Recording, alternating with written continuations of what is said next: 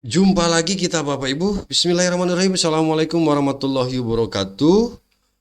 Bapak Ibu, kali ini kita akan coba untuk membahas tentang skema baru gaji PNS yang rencananya akan dibayar tunggal. Yang sering kita dengar istilah single salary ya. Jadi gaji tunggal. Nah, wacana yang kita dengar Bapak Ibu bahwa dengan pemberlakuan single salary ini semua pendapatan kita, penghasilan kita, baik itu gaji pokok, tunjangan, katanya mau disatukan menjadi satu. Ternyata tidak begitu juga, Bapak Ibu, ada dua tunjangan ya yang tetap akan diterima PNS kalaupun pemberlakuan single salary ini benar-benar diterapkan oleh pemerintah. Baik, Bapak Ibu, silakan nanti disimak videonya sampai tuntas ya supaya tidak gagal paham, Bapak Ibu, dan tentu ini mudah-mudahan bisa memberikan pencerahan.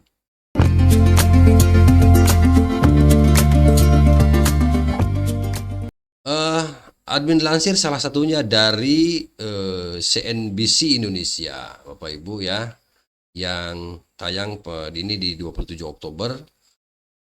PNS cuma bakal terima satu gaji kecuali dua tunjangan ini. Oke, kita baca ya. Kita coba kaji nanti beritanya. Jakarta, CNBC Indonesia, Kementerian Perdagangan Aparatur Negara, Reformasi Birokrasi menjelaskan mengenai apa itu single salary pegawai negeri sipil. Deputi Bidang SDM Aparatur Kementerian, Pan RB Alex Denny mengatakan single salary itu tidak sama dengan menyatukan gaji pokok dengan tunjangan-tunjangan yang diterima oleh PNS saat ini. Itu jelas ya. Ini Alex Denny ya, Deputi Bidang SDM mengatakan single salary itu tidak sama dengan menyatukan gaji pokok dengan tunjangan-tunjangan yang diterima oleh PNS saat ini. Single salary itu bukan gaji sama tunjangan kinerja.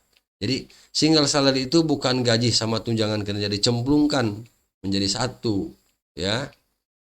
Bukan begitu pendapatnya, kata Alex di gedung DPR Jakarta hari Selasa 31 Oktober 2023. Dia mengatakan sistem single salary ini justru dibuat untuk merombak sistem gaji dan tunjangan yang selama ini berlaku.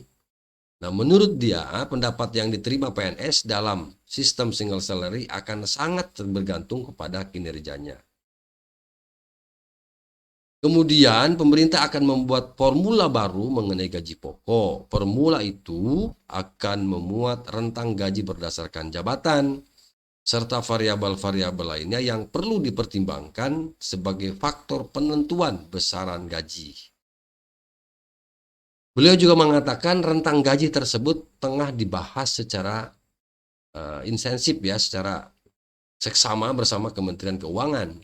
Jadi sedang simulasi di mana teman-teman dengan teman-teman di Kementerian Keuangan.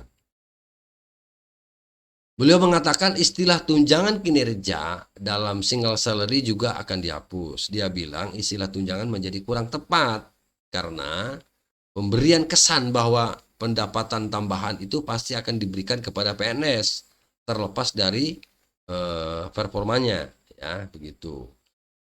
Nah, beliau mengatakan pemerintah berencana memakai kata total reward.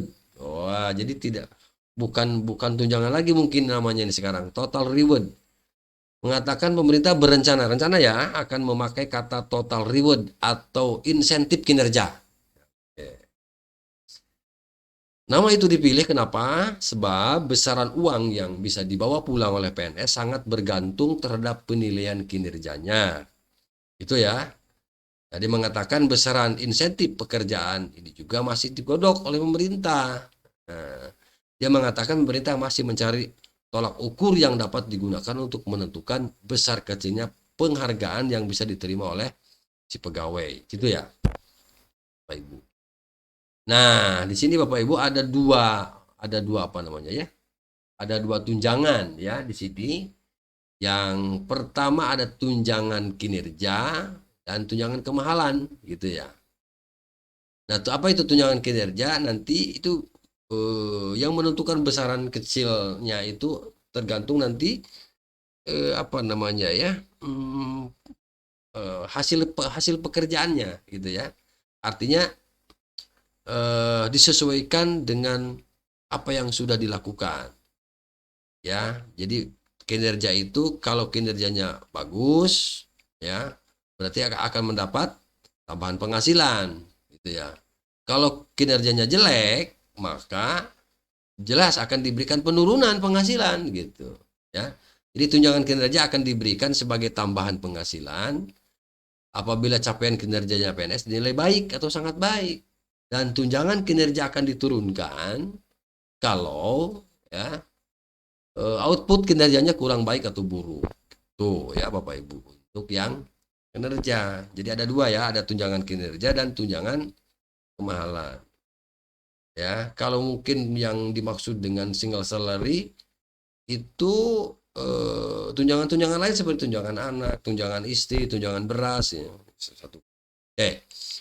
Nah, besaran tunjangan kinerja sebesar 5% dari gaji PNS yang penerapannya sama di setiap instansi pemerintah, baik pusat maupun daerah. Oleh karena itu, dalam tunjangan kinerja dimungkinkan PNS yang mempunyai kontrak kerja jabatan yang sama bisa mendapatkan tunjangan kinerja berbeda, tergantung pada hasil capaian kinerjanya. Artinya begini, kalaupun kontrak kerja jabatannya sama antara si A dengan si B, tetapi ketika capaian kinerjanya itu beda, gitu ya, maka akan berbeda juga penghasilan yang akan diterima oleh pegawai yang bersangkutan.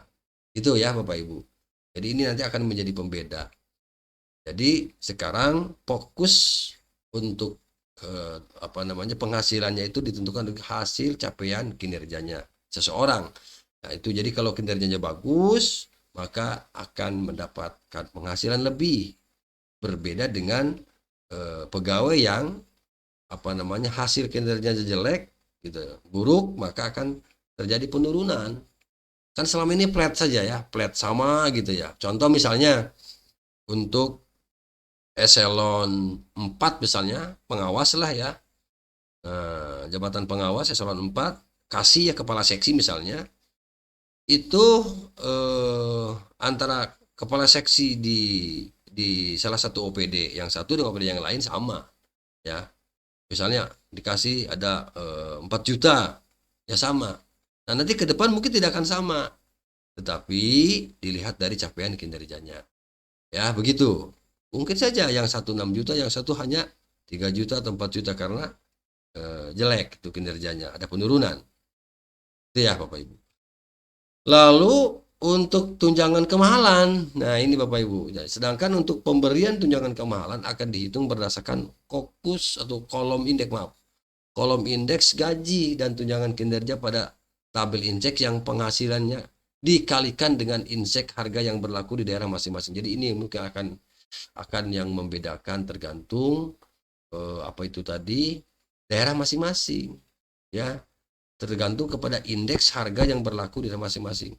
Jakarta misalnya dengan di Bogor, ya dengan di Bogor misalnya, atau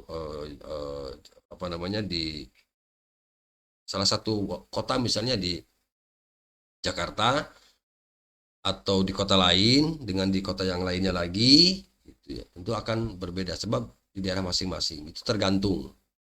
Jadi semakin tinggi mungkin pola hidup atau besaran rata-rata yang konsumsi penduduk di situ, itu juga akan menentukan, gitu ya. Berarti lebih tinggi lagi yang akan diterimanya. Jadi tergantung nanti daerah, ya. Salah satu contoh UMR saja kan beda antara kabupaten kota yang satu dengan kabupaten kota yang lain. Seperti itu.